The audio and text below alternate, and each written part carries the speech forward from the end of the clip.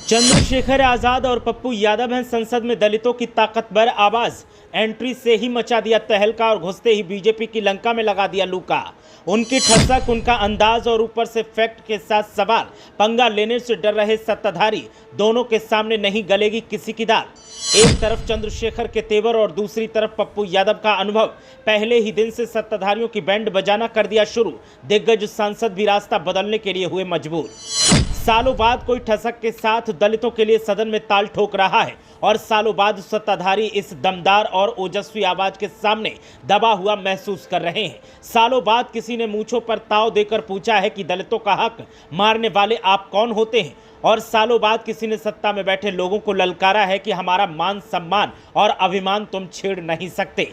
चंद्रशेखर आजाद ने जब suit boot में संसद में शपथ ली और सत्ताधारियों की तंज की पहली गेंद पर छक्का मारा तो फिर दलित उत्साह से ताली बजाते दिखे और सत्ताधारी बगल में मुंह छुपाते दिखे कि भैया अब दाल नहीं गलेगी।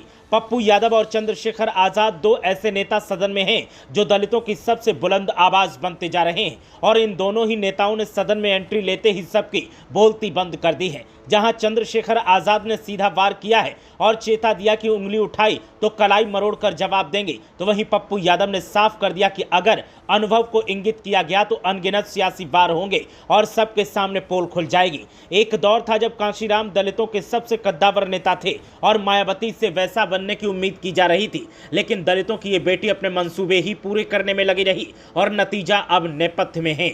लेकिन चंद्रशेखर आजाद ने साफ कर दिया है कि अब हम आ गए हैं तो फिर किसी और की जरूरत नहीं होगी। और रही बात पप्पू यादव की, तो उनके तेवर तो सबको पता ही हैं। देसी अंदाज और देसी बात करने का तरीका, जहां जाते हैं वहीं के हो जाते हैं और जो मिल जाता है वही खा लेते हैं। पप्पू यादव की सादगी और चंद्रशेखर के तेवरों ने सत्ताधारियों को सहमा दिया है और अब वो सोचने पर मजबूर हैं कि आखिर हम क्या करें और कैसे इस मामले से पार पाएं। दोनों ही नेताओं ने जब बीजेपी वालों की आंखों में आंखें डालकर हुंकार भरी तो सत्ताधारी भी चौंक गए और सोचने पर मजबूर हो गए कि अब की बार पाला मजबूत नेताओं से पड़ा है। और इधर दोनों ही नेताओं के वायरल वीडियो सोशल मीडिया पर छाए हुए हैं और सत्ताधारियों की मजबूरी पर लोग तंज कस रहे हैं। क्या ये अंदाज आने वाले दिनों के सियासी बदलाव का संकेत दे रहा है? आपकी राय क्या है, हमें कमेंट करके जरूर बताएं।